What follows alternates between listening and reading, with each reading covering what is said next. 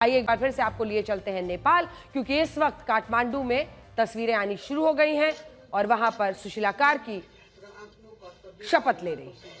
अंतरिम सरकार के प्रमुख के तौर पर सुशीला कार्की का यह शपथ ग्रहण समारोह आप इस वक्त देख रहे हैं, जहां पर एक समझौता बनते हुए और एक शांति की सूरत बनते हुए हमारे पड़ोसी देश नेपाल में दिख रहा है। सुशीला कार्की जो कि भारत के ही बनारस विश्वविद्यालय में पढ़ी हुई हैं और Sushila Karki chief justice of Nepal रह चुकी हैं। उन्होंने कई ऐसे कड़े और बड़े फैसले लिए जिसकी वजह से सोचिए आज का जेन जी उनमें भरोसा रखता है और उन्हीं के हाथों में उन्होंने नेपाल का भविष्य सौंपने का फैसला लिया है।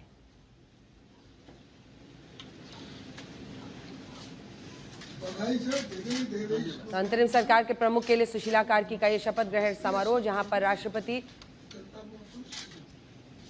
उन्हें शपथ दिलाते हुए और उसके बाद सुशीला कार्की उनका अभिनंदन स्वीकार करती हूँ, शुभकामनाएं। एक बहुत बड़ा चैलेंज हो गया सुशीला कार्की के लिए, बहुत आसान नहीं होगा ये सफर जिसकी आज शुरुआत हो रही है।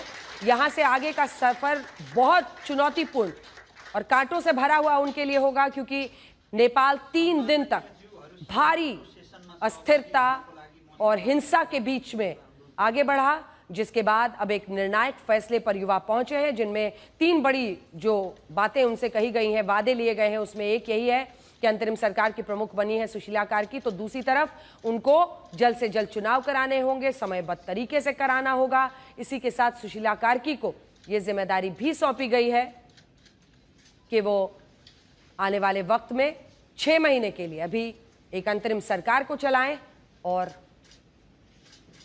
जो हिंसा हुई है आंदोलनकारियों के खिलाफ उसकी वो एक निष्पक्ष और पारदर्शी जांच भी कराए, क्योंकि सबसे बड़ी शिकायत यही थी। पहले दिन का आंदोलन आपको याद होगा जो जेन जी ने किया था, उस दिन वो सड़कों पर निकले थे, लेकिन उस दिन रात तक 18 आंदोलनकारियों की मौत हो गई थी। अगले दिन यह आंकड़ा और बढ़ा, 22 पे पहुंचा, फिर और भी आगे बढ़ा। लेकिन आंदोलनकारियों ने यह वादा भी उनसे लिया है कि एक निष्पक्ष जांच के जरिए, न्यायिक जांच के जरिए जो भी जिम्मेदार है शूट एट साइट के लिए, उन सबको कड़ी से कड़ी सजा दिलाई जाएगी।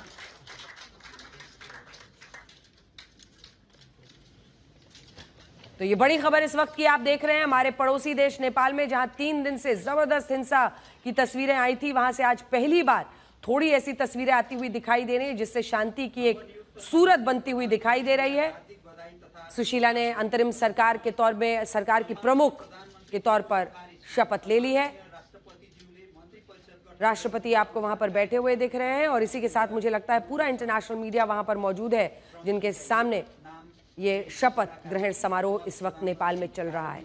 उम्मीद यही कि इसके बाद स्थिरता का एक काल वहां पर आएगा।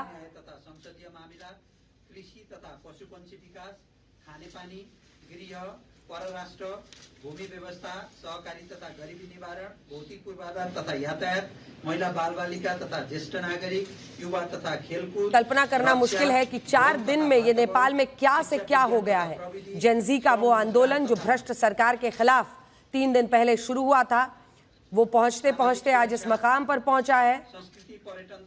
नेपाल अंतरिम सरकार की प्रमुख सुशीला कार्की बनी है और जेन जी में एक समझौता हुआ, कई सारे चेहरे बीच में आए, जिसमें आपको याद होगा काठमांडू के मेयर का भी नाम चल रहा था, कई लोगों का, लेकिन शुरू से ही सुशीला कार्की के चेहरे को लेकर चर्चा थी। और जब उन्होंने एक इंटरव्यू में भी भारत की प्रशंसा की और वो यहाँ पढ़ी है, उन्होंने बताया कि कैसे गंगा नदी को देखना बनारस में उनके लिए एक सुखद अनुभव रहता था।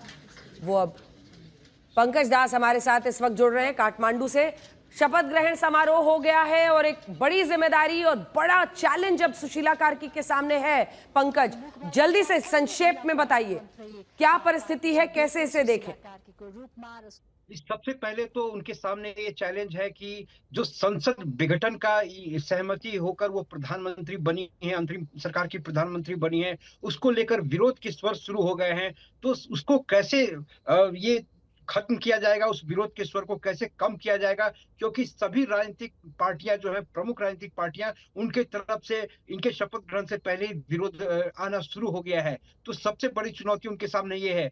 हालांकि उन्होंने चुनाव की तारीख का भी जो है अपनी तरफ से प्रस्ताव दिया है, 4 मार्च का। 4 मार्च को चुनाव करेंगे, यानी कि 6 महीने वो अपने पद पे रहने वाली हैं। ठीक है। और दूसरी बात, उनके सामने जो है इतने जो जेनजी के तरफ से कुछ मुद्दे उठाए गए थे, उनको वो कैसे संबोधन करेगी। देख रही हूँ। ऐसा सुनने में आया कि अपने पहली कैबिनेट से ही वो जो है भ्रष्टाचार विरोधी एक बहुत ही शक्तिशाली जो है प्राधिकरण का गठन होने वाला है, जो 8 सितंबर को हुआ था घटना, और उसकी जांच के लिए आयोग का गठन किया जाएगा। तो ये सब बातें हैं। दूसरे, लोगों की अपेक्षा इतनी अधिक है इस सरकार से कि जरा सी चूक भी एक और चिंगारी को, एक और विद्रोह को जन्म दे सकता है। इसलिए बहुत ही फूंक कर उनको कदम रखना होगा। उनके सामने काफी बड़ी चुनौतियां हैं। संविधान के इतर जाकर उनको ये पद मिला है, क्योंकि संविधान में जो प्रधानमंत्री की नियुक्ति की धारा 76 के हिसाब से होती है, जबकि उनको राष्ट्रपति का जो काम, कर्तव्य और अधिकार है, उस धारा में इनको नियुक्ति दी गई है। तो ये भी अब इसकी संवैधानिक चुनौती अदालत में दी जा सकती है। कोई ना कोई इसको चुनौती जरूर देंगे। तो धन्यवाद आपका पंकज, इस तमाम जानकारी के लिए। और सुशीला कार्की का शपथ ग्रहण समारोह पूरा हो चुका है और एक बड़ा चैलेंज उनके सामने, नेपाल के सामने, और हमारा पड़ोसी देश है, तो जाहिर तौर पर पूरे देश की शुभकामनाएं हैं कि जल्द से जल्द वहां शांति बहाली हो और बेहतर परिस्थितियां नेपाल में बने।